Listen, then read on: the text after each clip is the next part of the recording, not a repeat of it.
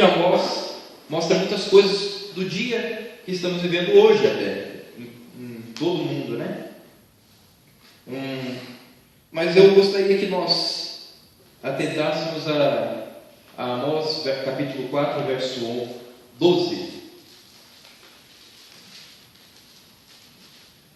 Desde o ano passado, esse versículo me chamou muito a atenção, na leitura já no ano passado,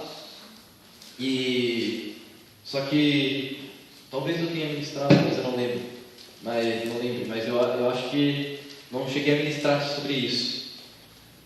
Mas é um verso tremendo, o que está em Amós 4,12. E nós vamos ler o 4,12 e vamos passear um pouquinho pelos 5. O livro de Amós, ele é um livro que foi feito para o povo de Israel, com muitas coisas sérias, julgamentos vindo de Deus, sentenças vindo de Deus, para aquele povo que estava se afastando de Deus. E se nós olharmos no capítulo 1 e 2, ali nós vemos o julgamento do Senhor para com as outras nações, para com o mundo lá fora. E depois vai se aproximando para o julgamento do povo de Deus, da casa de Israel, que nós podemos comparar hoje com uma igreja. Então vamos ler ali. Amós, capítulo 4, verso 12. Diz assim: portanto, assim te farei, ó Israel, e porque isso te farei, prepara-te, ó Israel, para te encontrares com o teu Deus. É um verso sério.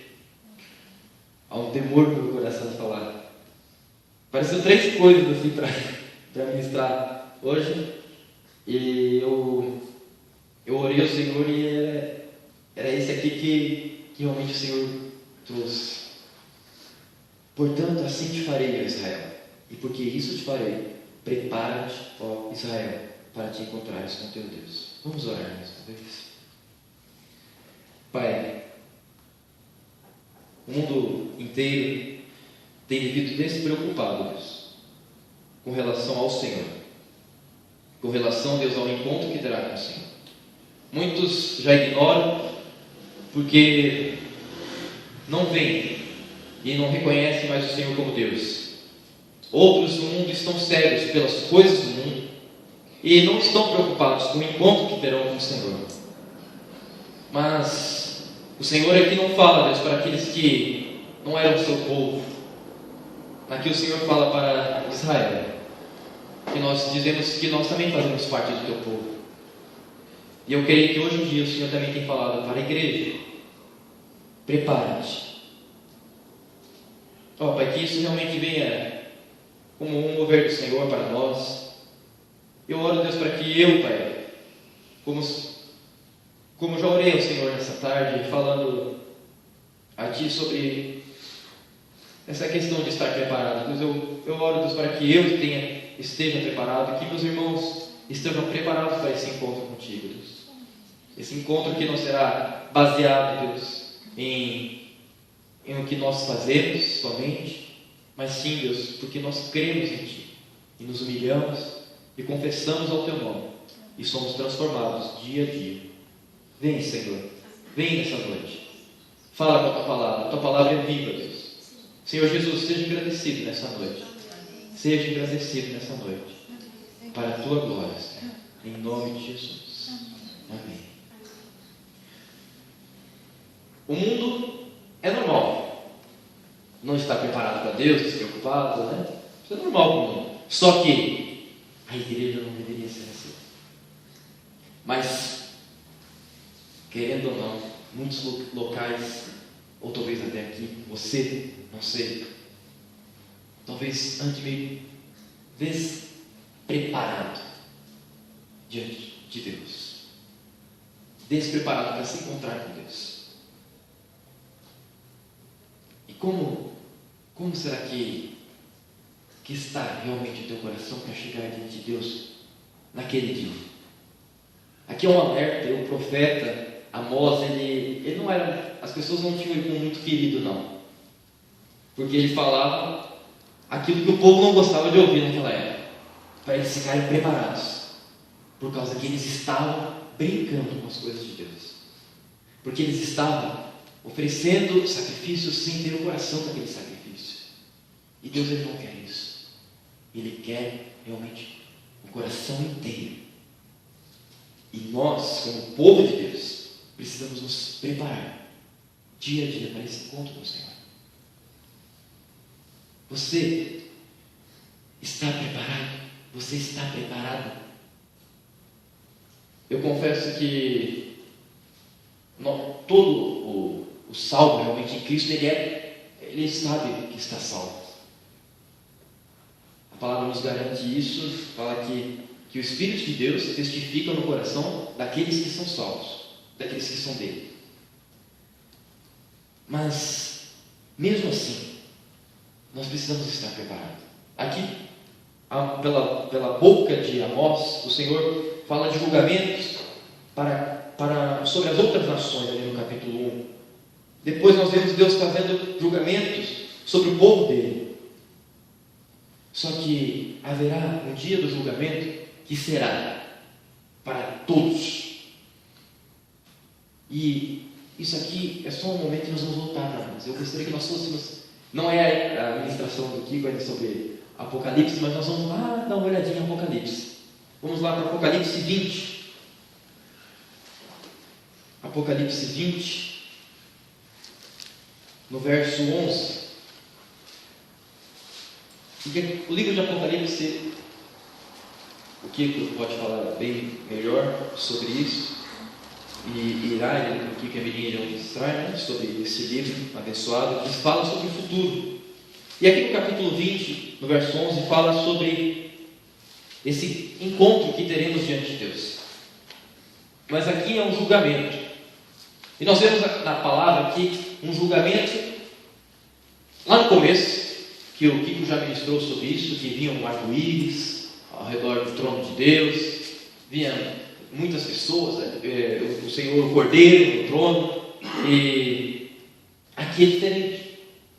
Aqui nós vemos um julgamento diferente um pouco daquele lá, se eu não me engano, no capítulo 5. E aqui no capítulo 20, no verso 11, fala assim: vi um grande trono branco, e aquele que nele se assenta, de cuja presença fugiram a terra e o céu, e não se achou lugar para eles. Imagina só o que será isso. Imagina só esse dia chegando, e João, ele tem essa visão, né? Eu creio que sempre quando nós olhamos para Apocalipse, nós temos que entender que ele não tinha aquilo que expressar, então ele falava coisas parecidas, mas aqui está muito claro. Coisas que existiam naquela época existem hoje. Viu um grande trono branco. Ele viu um trono branco. O branco nos revela o quê? Santidade, pureza. Então viu um grande trono branco, e aquele que nele se assenta. Mas olha só o que diz aqui: de cuja a presença fugiram a terra e o céu. Como pode isso? Você consegue imaginar? Aquele que estava sentado lá era talvez tão grande, tão terrível, que o céu e a terra fugiram. É o que está escrito aqui: de cuja presença fugiram a terra e o céu, e não se achou lugar para eles. Também, como é que eles vão fugir, né? Mas é difícil entender, mas aqui está dizendo que fugiu o céu, né? O céu e a terra fugiram da presença daquele que estava sentado no trono branco. E aqui começa o julgamento. E olha só o que vê mais: vi também os mortos, os grandes e os pequenos, postos em pé diante do trono. Mortos. Aqui já poderíamos dizer, aqui na palavra tem o tempo do milênio, não seria depois do milênio. 1000 anos que o Senhor Jesus vai reinar na terra. Então aqui vem os mortos. Então todas as pessoas que morreram, nós já estamos inclusos nesses aqui.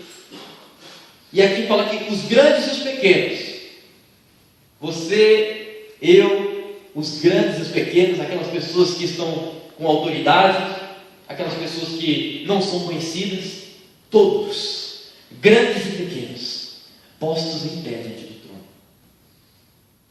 Desse que o céu e a terra fugiram, por causa do temor daquele que estava sentado no trono, são trazidos mortos. Os grandes e os pequenos. Mas eles não ficam ali só parados. Ali diz que eles são colocados em pé. Agora imagina, se o céu e a terra fugirem, seria fácil ficar em pé diante daquele que é todo poderoso? Não, eu creio que não seria. Seria mais fácil ficar prostrado. Mas são colocados em pé, diferente do próprio Senhor, diferente do Senhor Jesus, daquele que está sentado no trono. Como será que, relacionado àquela pergunta do início de Amós, prepara-te, ó Israel, prepara-te, ó André, como será que eu estaria naquele dia? Como será que você estaria? Diante daqueles que conhecem tudo. E é isso que a gente vai ver aqui. Olha só o que acontece ali. Então, se abriram livros. Não é um livro aqui. Então nós sabemos que não existe só um livro na Bíblia. Aqui descrito na Bíblia, que estará lá no julgamento. Porque muitas pessoas falam do livro da vida, né? Mas não é só um. Abriram-se livros. Livros. E olha que lá em Malaquias diz que existe um livro de memórias. Então se abriram-se livros. Então aqui vai ter coisas que são descritas na nossa vida. Livros sobre que contam tudo. Daquilo que eu fiz escondido, daquilo que vocês não conhecem. Porque nada passa desapercebido. Daquilo que vocês não conhecem de mim, daquilo que eu não conheço de vocês, tudo. Diante de Deus, Ele está lá. Tudo está com Ele. Então se abriram-se livros. E agora fala ali, e ainda outro livro, o livro da vida, foi aberto. E os mortos foram julgados, segundo as suas obras, conforme o que se achava escrito nos livros. Então, nesse dia do julgamento, o céu e a terra quiseram fugir, porque sabia que haveria algo grande para acontecer naquele dia. Os mortos foram colocados diante de Deus, grandes e pequenos, postos em pé, e assim se abriram livros. Eles foram julgados segundo as suas obras. Todos nós seremos julgados segundo as nossas obras.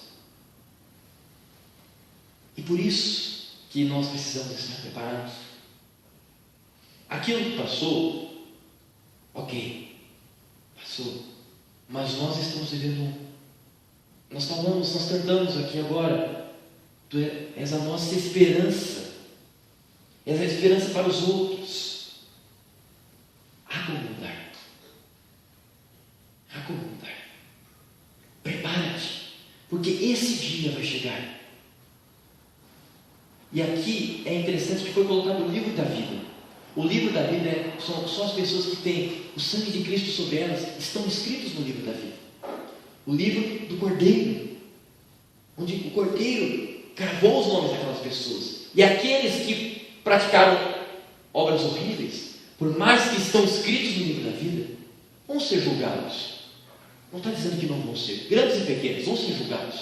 Porém, eles serão salvos, aqueles que estão em Cristo, porque entenderam a graça e foram transformados por essa graça. Transformados pela graça do Senhor Jesus. E continua ali, né? Olha no verso 13. Deu o mar dos mortos que nele estavam, então, todos, né? A morte e o além entregaram os mortos que neles havia, e foram julgados, um por um, segundo as suas obras. Então a morte e o inferno foram lançados para dentro do lago de fogo. Esta é a segunda morte, o lago de fogo. E se alguém não foi achado inscrito no livro da vida, esse foi lançado para dentro do lago de fogo. Precisamos estar preparados para nos encontrarmos com o nosso Deus. Aqui, esse encontro que haverá. Não aconteceu isso aqui. Muitos dizem que já aconteceu um julgamento por aí. Mentira. Porque a palavra não fala desse julgamento e nem data. A palavra de data, tudo não. Não é assim. Eu conversei uma vez entre as minhas conversas, como fui muito para Joinville de ônibus, né? Não sei quantas viagens eu fiz de ônibus para Joinville, e sentava sempre com uma pessoa do lado. Ali, né? Às vezes eu queria dormir, descansar, assim, está vazio aqui. Daí parava, saía daqui, daí o ônibus vai e para lá no Pinheirão. Daí abre lá a porta, daí entra alguém, senta justamente no corpo. Eu falei, Senhor quer que nós conversemos, então vamos conversar. Daí começava a conversar e vinha de tudo quanto é tipo de pessoa conversar. E uma vez conversei com uma senhora falando que já viu o julgamento, já aconteceu um julgamento. E ela falou que conhecia a Bíblia. Eu falei, mas por favor, me mostra na Bíblia onde já aconteceu isso. Porque que eu saiba é só depois da volta do Senhor Jesus, e a palavra nos ensina isso.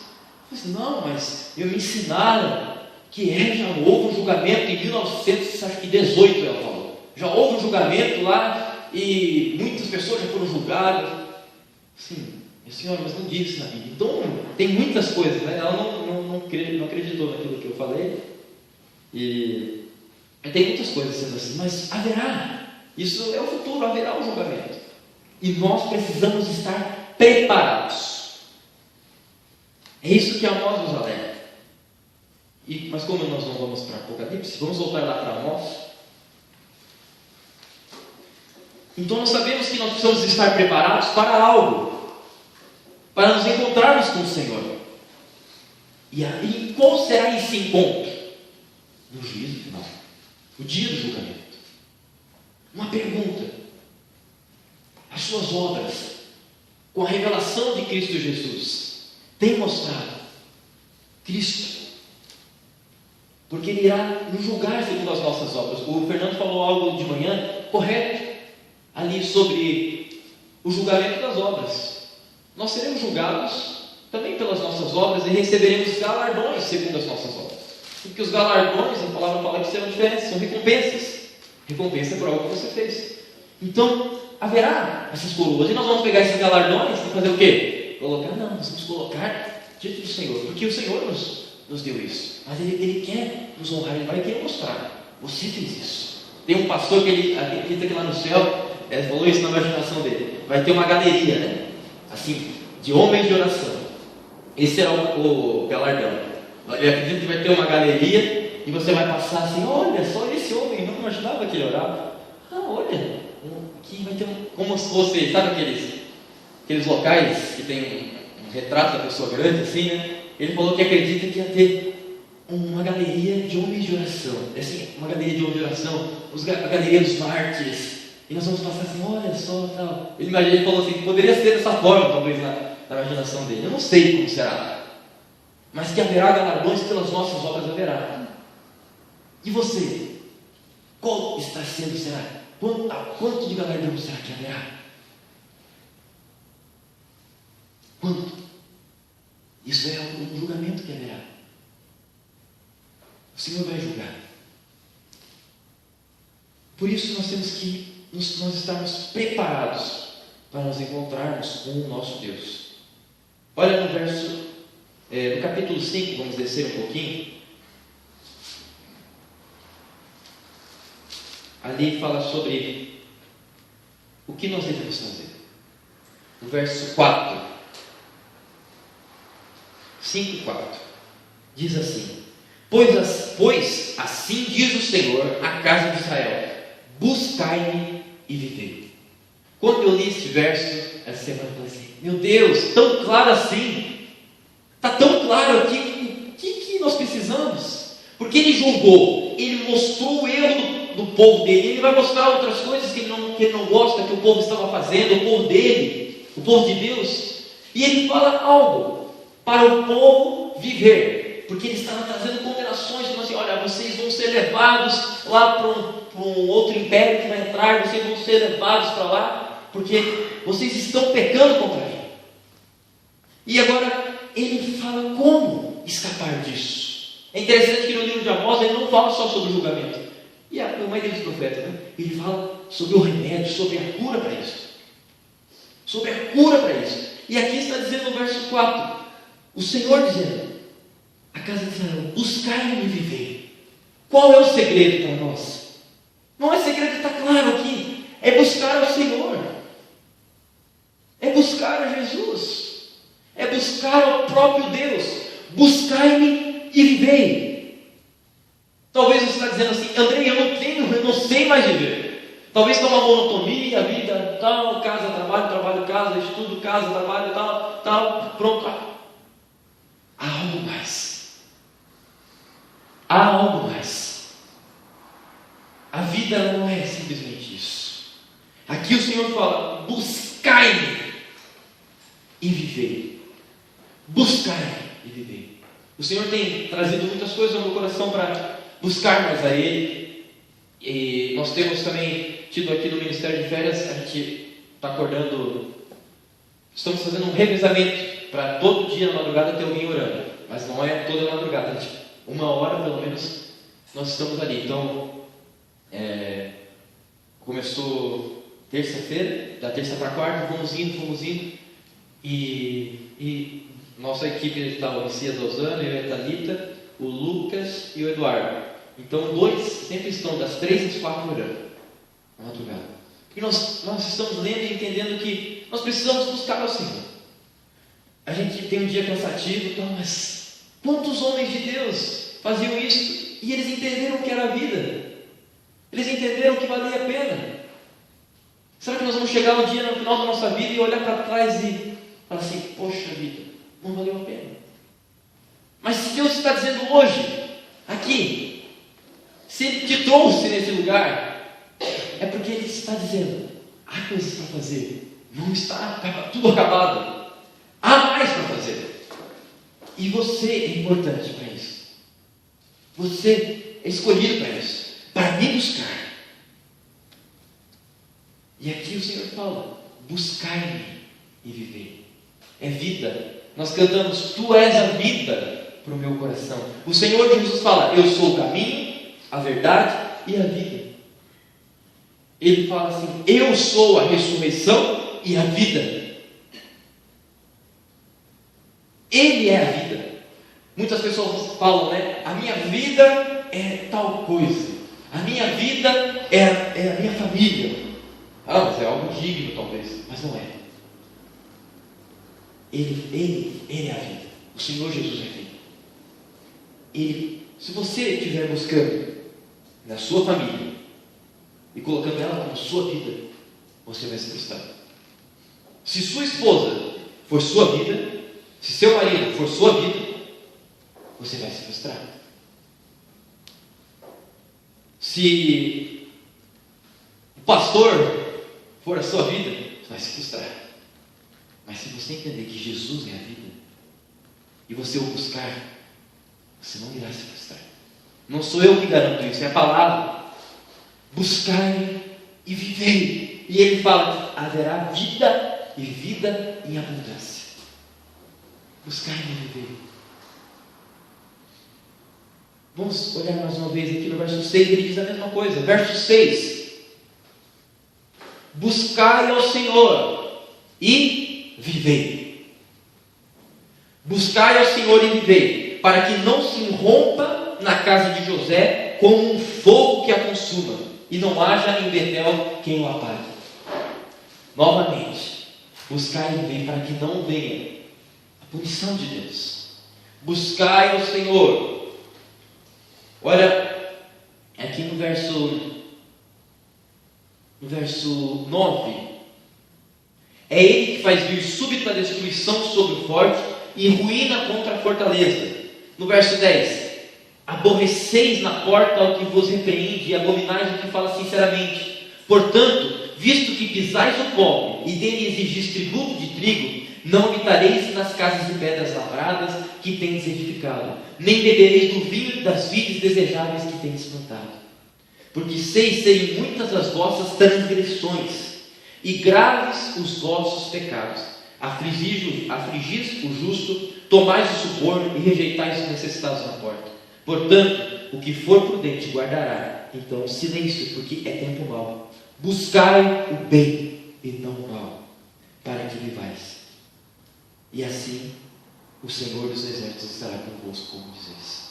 O povo estava em pecado aqui, em pecado sério. Eles estavam construindo casas belas, bonitas, se enriquecendo, Talvez aqui diz que era a época mais próspera do povo de Israel, do reino de Israel separado. Era a época mais próspera, mas o povo não estava buscando a Deus. Deus estava provando eles com essas coisas. O que será que Deus tem buscado provar em você? Qual será? Olhe para a sua vida e pense. Qual será a área na sua vida que Deus tem buscado te provar? Te provar para realmente ver e você entender que Ele é a vida. Qual será, dentre tantas coisas, que Ele tem te provado para ver se o seu coração realmente está com Ele? São tantas coisas que podem aparecer e surgir no coração de cada um aqui, mas o nosso coração tem que se voltar a Ele. Buscar o bem e não o mal, para que vivais, e assim o Senhor dos Exércitos estará convosco. E essa busca, eu gostaria que nós entendêssemos. Eu tenho falado muitas vezes, sobre busca, mas a palavra também nos mostra a prática dessa busca. Eu gostaria que nós fôssemos lá Timóteo. Nós vamos ver o que quer dizer essa busca. 1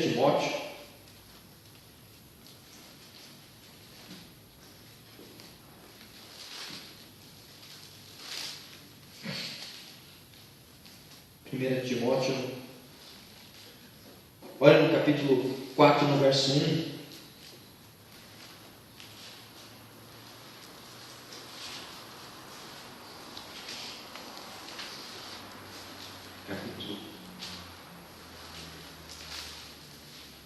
Olha, só um alerta e nós vamos entender no verso 6 o que precisa.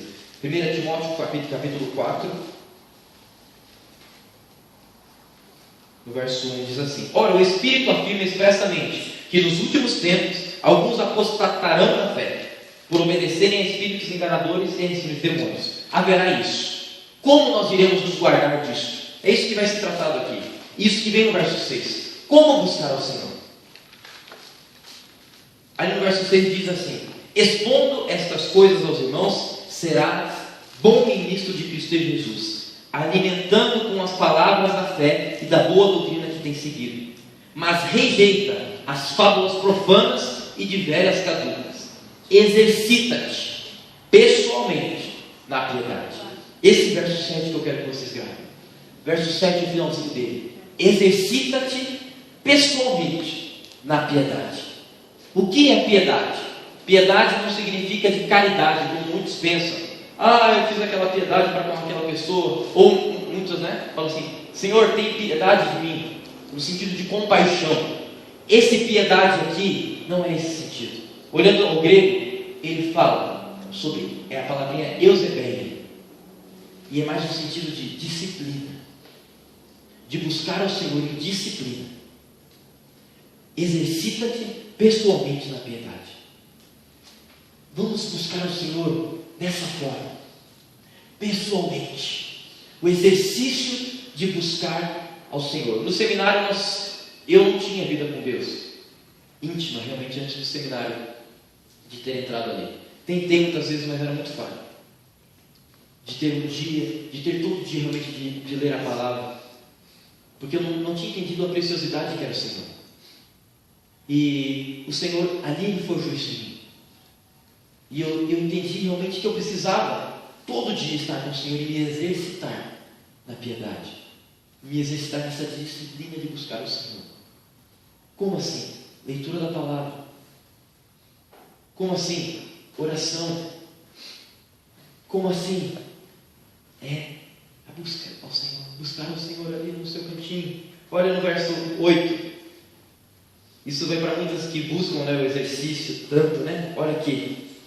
Pois o exercício físico para pouco é proveitoso, mas a piedade para tudo é proveitosa, porque tem a promessa da vida, que agora é daqui há de ser, e é daqui há de ser. Lembra que o Senhor falou? Buscai-me e vivei. Buscai-me e vivei. A piedade, essa busca ao Senhor, o exercício da piedade, tem fruto para o quê? De promessa da vida. Buscar e viver. Como deve ser essa busca? Em disciplina. Nos disciplinarmos a buscar a Deus. Por que nós temos um plano de leitura anual? Para ajudarmos nós mesmos a buscar o Senhor. Mas eu vou virar um religioso. A palavra ela nos alerta, nós criamos um nome religioso, como algo ruim. Como algo ruim. Nossa, mas como assim, Deus? Eu sempre aprendi que o religioso é ruim. Mas entenda uma questão. Ser religioso, no sentido de você, essa palavra religioso significa no sentido de religar. Ela vem no sentido de religar. Então é um esforço da nossa parte para nos religarmos com Deus. A nossa busca, ela deve ser através disso, de nos religarmos a Deus. Mas a religião, ela não deve ser feita sem amor. Essa é a grande questão. Aquela pessoa é religioso, faz as coisas, mas não está fazendo com o coração. Esse é o sentido de religioso. Faz as coisas, mas não está com o coração naquilo ali. Só um religioso. Mas o verdadeiro religioso nos alerta e fala bem assim, que há uma boa religião, que é guardar-se incontaminado do mal e ajudar os órfãos e as viúvas. A palavra nos alerta sobre isso. Guardar-se incontaminado do mal é isso, essa disciplina. E aqui nós vamos ver de uma forma mais certa o que é essa disciplina. Olha no verso 16, no verso 14 antes. Não te faças negligente para com o dom que há em ti, o qual te foi concedido mediante profecia com a imposição das mãos do presbitério. Medita estas coisas e nelas se diligente, para que o teu progresso a todos seja manifesto. Tem cuidado de ti mesmo e da doutrina. Veja bem, aqui está falando para nós meditarmos. Não é simplesmente pegarmos a palavra, fazer leitura hoje, aqui, ler, pronto, acabou. Li, fiz o meu exercício. Esse é o religioso que é criticado. Mas o religioso que é correto é aquele que eu vou ler a Bíblia. Não estou com muita vontade hoje. Não estou afim. Mas eu vou ler. Eu estou me disciplinando. E ali o Senhor começa a falar. Porque você ama. A obediência, ela vem não somente porque você está com desejo de obedecer, mas você obedece. E ali você entende o fruto da obediência. Ali você entende o valor de obedecer. Aqui fala para meditar. Precisamos meditar nessa busca ao Senhor. Meditar no Senhor. Meditar na palavra. O que é isso? É você pegar e ler e deixar o Senhor falar com você. Você pegar aquilo ali e não fazer simplesmente às vezes hoje está tão fácil, né? Celular, né? Hoje até, como a gente estava na chácara, eu fiz até no celular a leitura. Mas não sou muito porque eu não consigo anotar muitas coisas. Mas ali está, você já leu ali, já pega um comentário, já busca um comentário na internet, outra coisa, tá? Calma. O meditar na palavra é o Senhor gerar algo no seu coração. Você entender que Deus está falando contigo ali. Você pegar e ver assim, nossa Senhor, o Senhor está falando para eu meditar nestas coisas. E você sair naquele seu tempo de devocional e você saber que meditou e você saber, o Senhor falou isso comigo hoje. E isso é a busca ao Senhor. Eu confesso que isso é o que transformou a minha vida. Isso é realmente o que transformou a minha vida. A busca ao Senhor dessa forma. Ali, exercitando pessoalmente. Ali, lendo a Bíblia. Isso transformou a minha vida. Ali, orando. Isso transformou a minha vida. Me impondo a essa disciplina. Me impondo com amor. E ali eu entendi muitas coisas. Um homem chamado David Brainerd, ele foi um grande exemplo disso. Ele foi um missionário nos Estados Unidos, na época das colônias, nas colônias de povoamento que foram feitas lá. E ele foi um homem culto, só que ele se dedicou a pregar o evangelho aos índios americanos. que naquela época existia, era mato tudo, não é como é hoje, era um mato muito grande, era florestas, ele tinha que andar quilômetros e quilômetros, tinha vezes que ele andava 200 quilômetros de caminhão, de cavalo, ele ia cavalgando pelas matas lá nos Estados Unidos, para ir numa tribo, e depois daquela tribo ele pegava e ia lá para uma outra, mais um tanto, e dormia, dizia que ele dormia no frio, no relento, naquele frio de lá, não é o daqui, é muito mais frio. Ele dormia ao relento e dizia que ele ouvia os lobos uivando em volta, porque ele entendia que ele precisava chegar com o Evangelho lá. Mas sabe qual foi a marca dele? O diário de oração dele. Sabe de quem que eu acho que deve ter um diário que deve ser assim, digno de escrever um livro? Da pastora Miriam. Eu lembro que lá na chácara eu ia, às vezes, e era escuro, eu já via que a luzinha lá estava acesa, era bem de manhã. Todo dia. Imagina se ela, né, o Kiko mesmo também ela falou uma vez, ele acorda antes que eu. Imagina se eles, não, estou cansado, vou ficar mais um pouquinho. O que será que teria para nós sermos ministrados aqui? Veio uma pergunta quando nós estávamos orando aqui no Ministério de Férias. Se você fosse o responsável por um ministério, como estaria esse ministério hoje? Com a sua vida de oração, com a sua vida de leitura da palavra, como estaria esse ministério hoje? Se você fosse enviado para um campo e dependesse de você, da maneira como você está hoje, como estaria esse ministério? Como estaria esse trabalho para avançar o reino do Senhor naquele lugar? Se dependesse da sua vida devocional. Porque se você faz uma vida devocional que você não medita, você ora e só Deus não falou contigo, você não vai ter um ministério que realmente seja do Senhor. Você vai ter muitas coisas aí que não vêm. Pode até ser um falso profeta. Mas a gente precisa entender, sabe, anotar, meditar. Eu fico imaginando como é que será que é esse diário de oração da Miriam? Quantas preciosidades tem ali dentro que o Senhor colocou ela, que ela compartilha conosco? Como será que é o seu diário de meditação? Como será que... E aí que eu chego no ponto do David Brainerd, ele não queria que, para não viesse as pessoas falarem dele como e viessem ele se orgulhar, né? Mesmo depois de morto, ficar assim, falando dele assim, ele fosse... Porque ele era muito humilde. E ele não queria deixar que isso fosse. Até que ele forçaram a ele entender e levaram ele a entender, na verdade, que ia ser usado de uma forma muito cuidadosa para engrandecer o nome do Senhor. E ele entregou aquele diário dele a um senhor que era para ser o genro dele, o sogro dele, na verdade, o Jonathan Edwards. Ele entregou esse diário na mão dele e falou assim: olha, cuidado, que seja realmente para a glória de Deus, não para eu me engrandecer. Porque ali tinha palavras esconderidas para assim, grande homem, e foi um grande homem de Deus. Só que ele tinha o perigo de as pessoas adorarem ele ao invés do Senhor. E imagina, ali estavam coisas preciosas. Eu li, talvez pode ser cansativo de a gente ler aquele livro, o Messias leu também já, porque é muito detalhe, né? Dia 10 de dezembro de 1782, 740 e pouco, depois 82.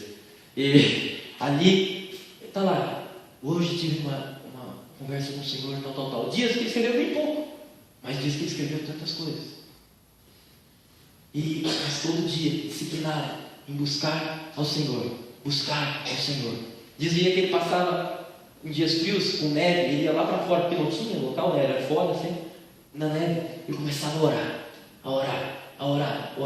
E dizia que ele orava com tanta instância que a neve começava a derreter em volta dele. Você nota que quando... Eu tenho medido isso, até agora nos dias frios, né? Que quando eu estou orando, realmente está vem aquele frio, mas quando vem a presença de Deus, ela esquenta a gente, ela esquenta, o frio vai embora. Quando vem, sabe, Deus está aqui, mas a manifestação da presença dele, ela vem e o frio vai embora. Mas o primeiro passo é difícil porque está frio. O seu Mário acorda de manhã cedo, vem aqui na chuva, tantos anos aí. A gente pensa, seu Mário não vem hoje. Encosta o táxi ali. Aí, 6h30 da manhã. Já chega ali, alegre e tal. E vem aqui e fica andando.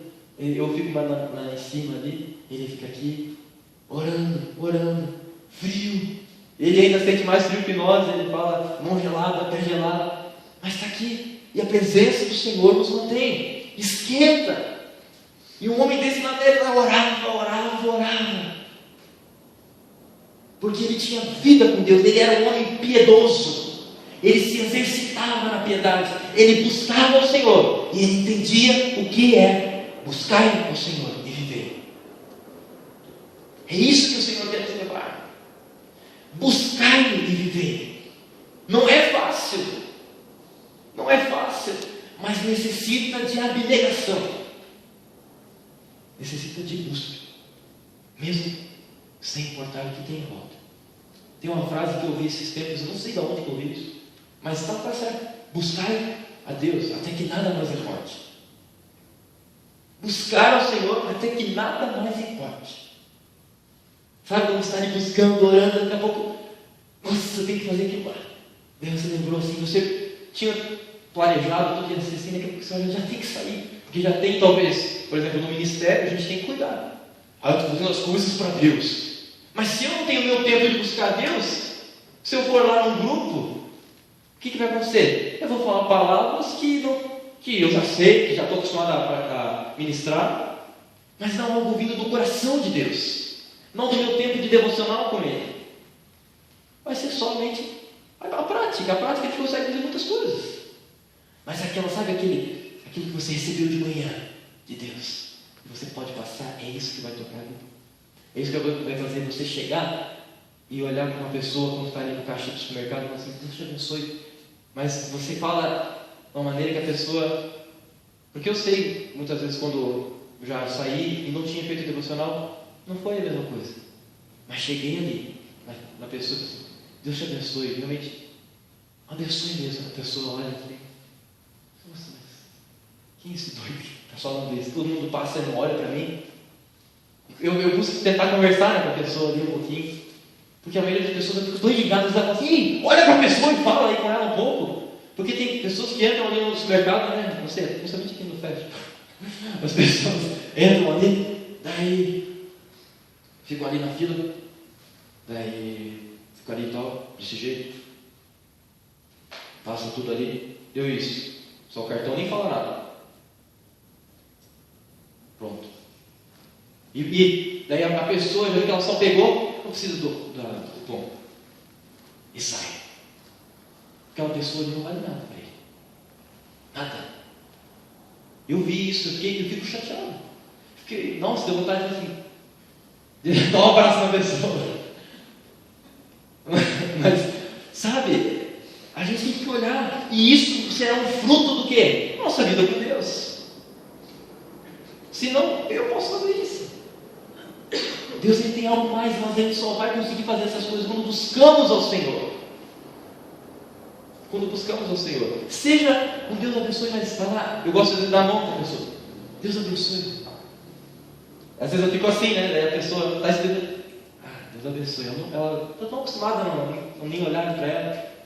Sabe? Isso que... Esses dias aqui o senhor do tubo, a gente foi pegar um ônibus ali.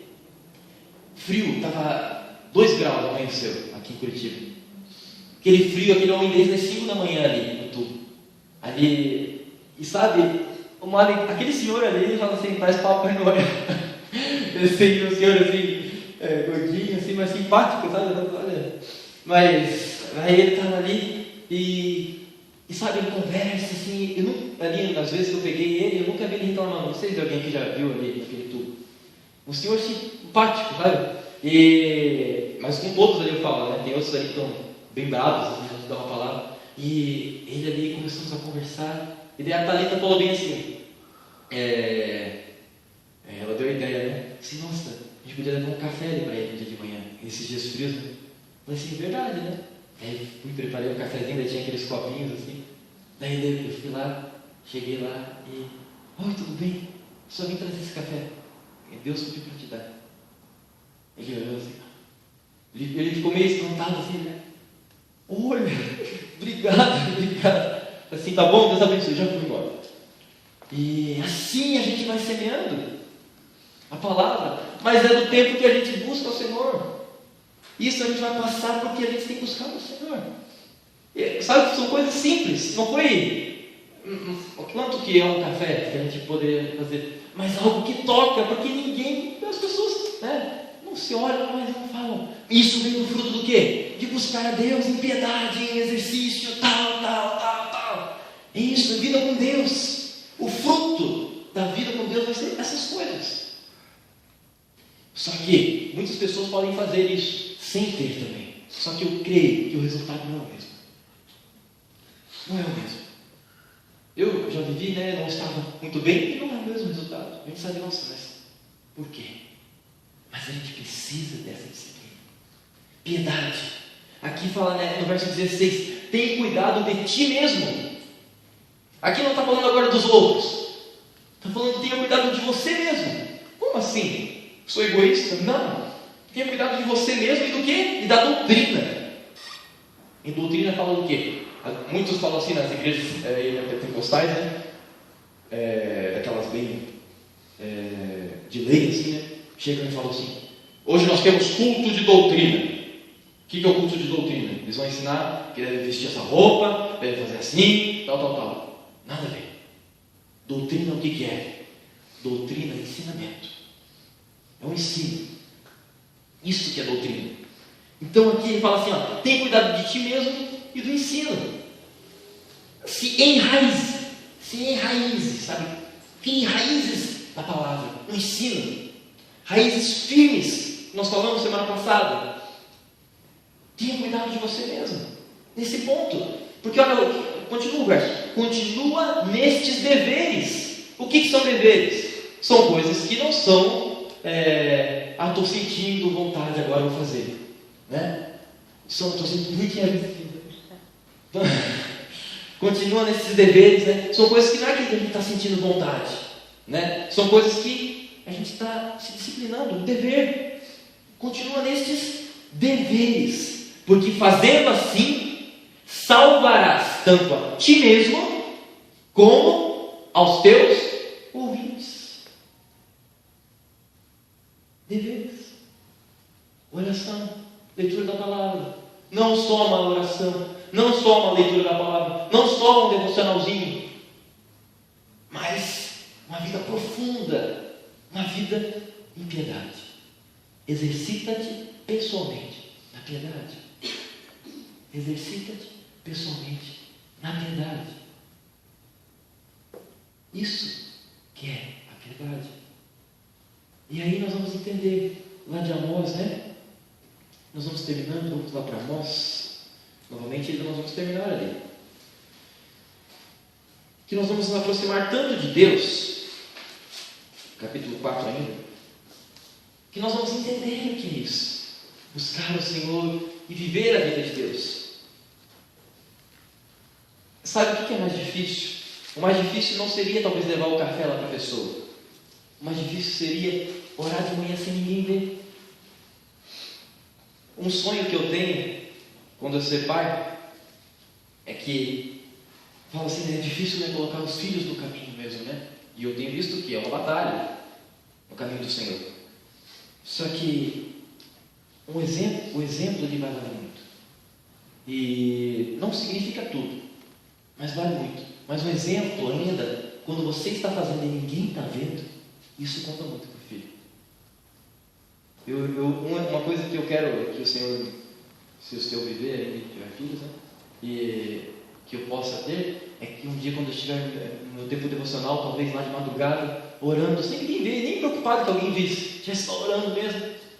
Daqui a pouco, meu filho acorda de madrugada, vai lá, tá, vê aquela luz acesa lá, aquela portinha entreaberta. O que é essa luz acesa?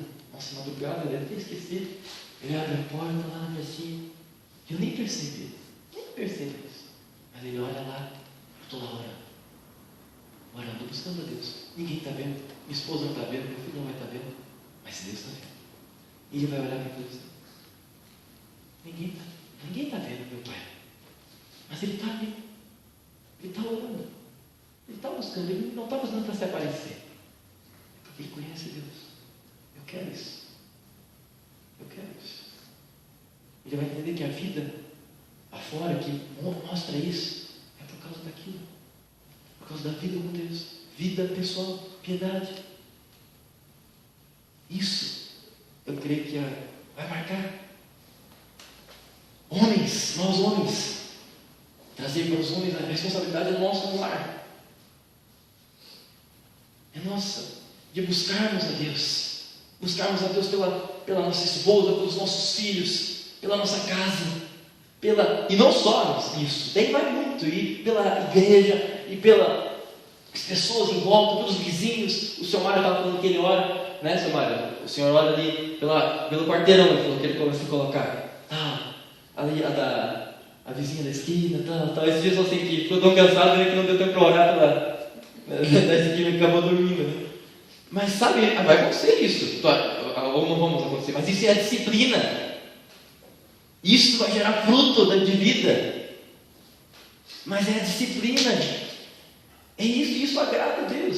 Se você faz com o coração, agrada a Deus.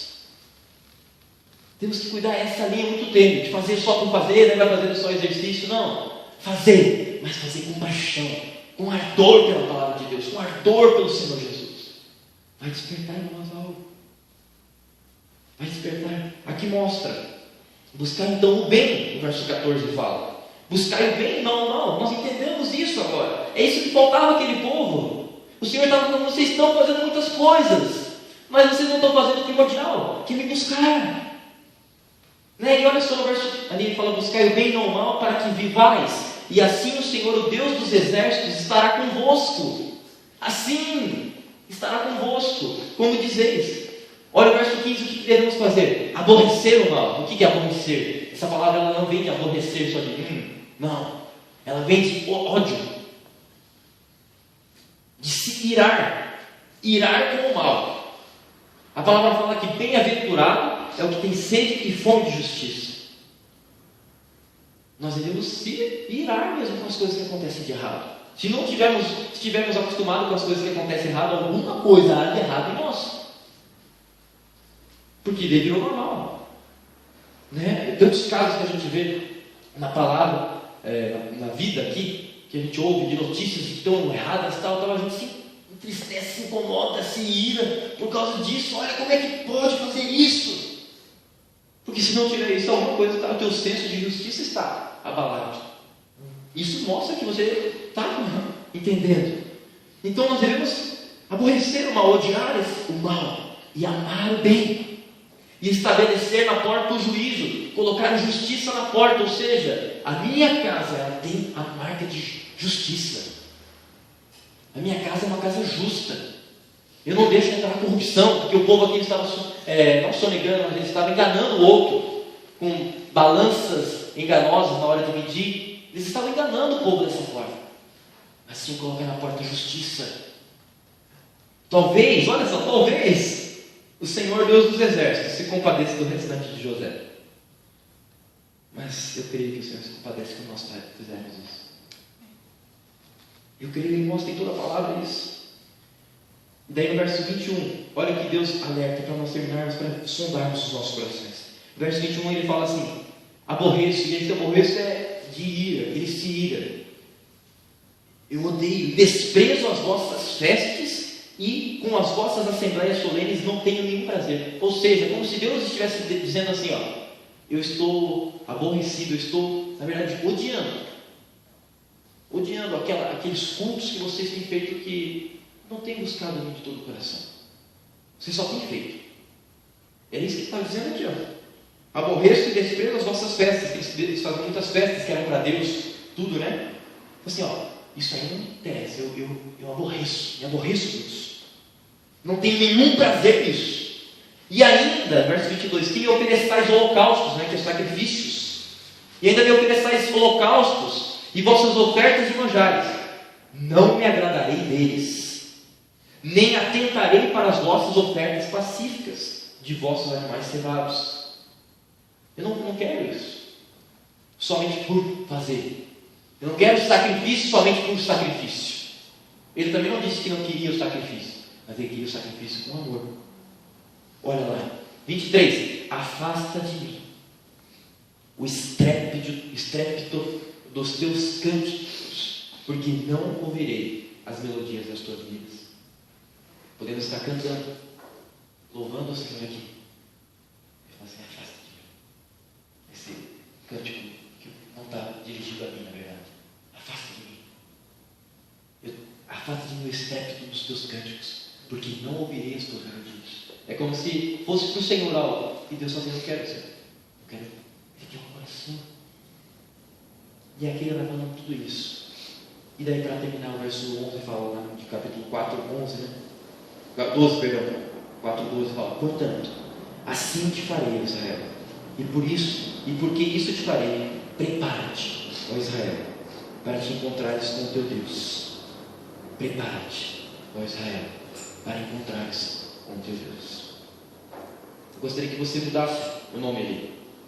Em vez de Israel, você colocasse o seu nome ali em Amós. Colocasse o seu nome ao invés de Israel. O verso 12 fala assim: eu vou colocar o meu e você coloca o seu. Vamos ler juntos para mim? O verso 12 fala assim: portanto, assim te farei, ó Andrei. E porque isso te farei, prepara-te, ó Andrei, para te encontrares com o teu Deus.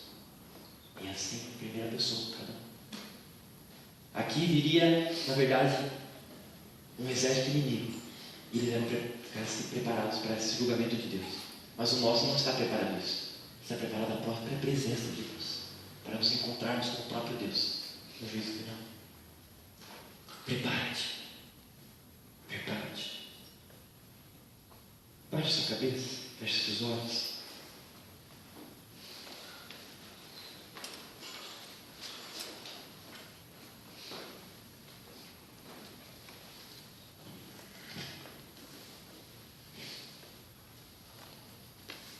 O Senhor, Ele quer muito mais de nós. Muito mais de nós. Algo que seja realmente de coração. Ele não está se importando com cânticos. Ele não está se importando com qual a qualidade do violão que você está cantando, está usando para cantar. Ele não está se preocupando com a caixa de som que nós estamos utilizando aqui, com a sua aparência. Ele está se preocupando com o teu coração. E ele pergunta: você está preparado? Você está preparado realmente para quando eu mostrar todas as coisas diante de ti, você falar: houve um marco na minha vida, Senhor, onde eu passei a buscar realmente o Senhor.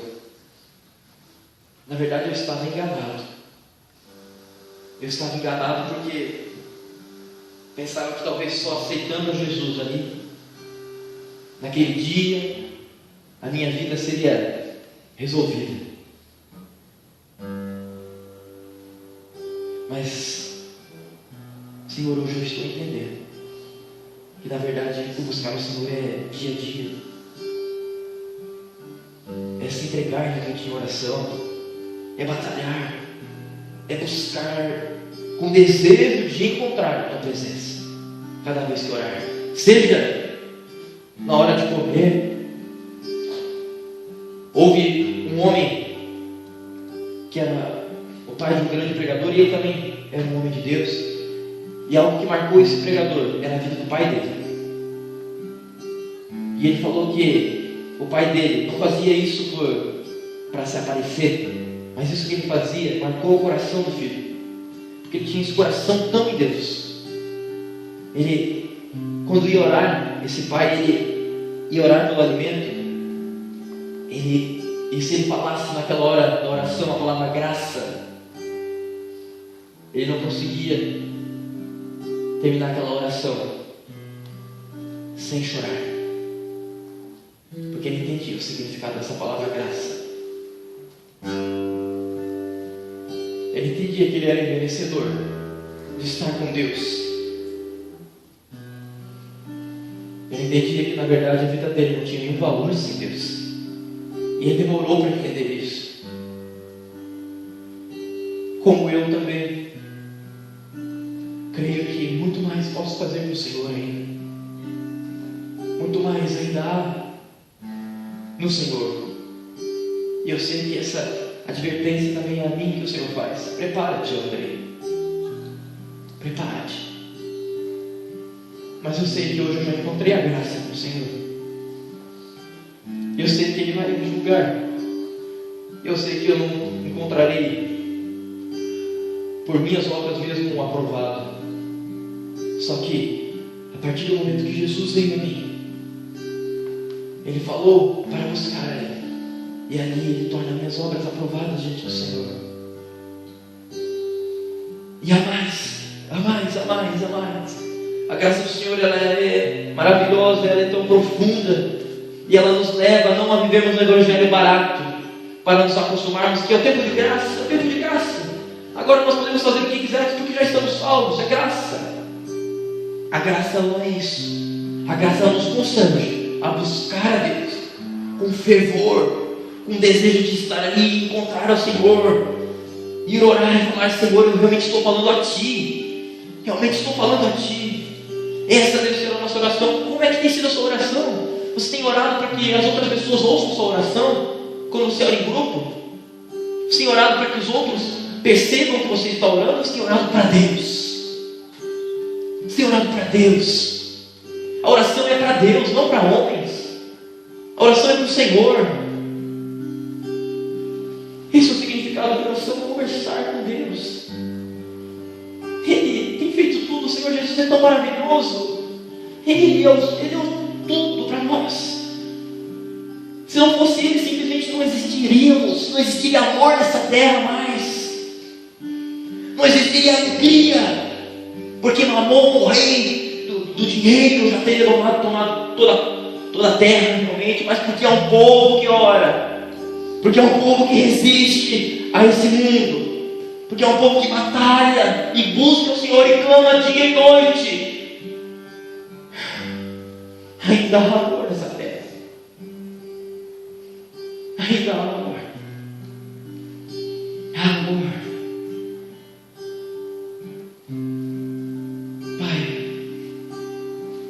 precisamos tanto voltar os nossos olhos de Ti, Pai. Oh, Pai, não nos leva, Pai, a viver uma vida barata, Pai, contigo, Pai.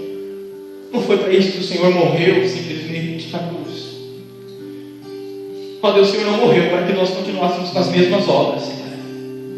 O Senhor não morreu para que as pessoas aceitassem o Senhor e continuassem fazendo as mesmas coisas. O Senhor morreu para que fôssemos constrangidos e assim transformados. Pai, como é bom te chamar de Pai, Senhor. Porque o Senhor mostra que tem amor. Como o Senhor mostra que disciplina, mas também que nos ama e que nos traz para perto. Oh, Pai, leva a minha dependência em Ti, Pai. Leva cada um dos meus irmãos a depender de Ti, Pai. A não saber viver sem Ti, Pai. A cada lugar que viver, Pai, e for andar, Pai, ali a Tua presença seja mais real que qualquer pessoa ali presente, Senhor. A Tua presença seja mais real que qualquer um. Que esse temor de que o Senhor está ali seja real. Seja real, Pai. Seja real, Senhor. Ó, Pai, nos leva a essa vida mais profunda, Pai. Nos leva a essa vida mais profunda em Ti, Senhor Jesus. Nos leva, Pai. Oh, Senhor Jesus. Aleluia. Enquanto for ministrado louvor, eu quero que você tenha essa intimidade com o Senhor através da comunhão que há na ceia. A ceia é isso, é a comunhão de você com o Senhor. Ele te chamou para ter comunhão com Ele, para cear com Ele, porque Ele quer estar contigo. Esse é o Senhor Jesus. Venha e pegue do pão e beba do vinho, realmente entendendo que você vai cear com o próprio Senhor Jesus, que Ele realmente tem te convidado a beber essa ceia com Ele. Ele anseia realmente ver o teu coração completo nesse momento de estar com o Senhor. Venha, pegue do pão, beba do vinho, sabendo que isso é com o Senhor realmente.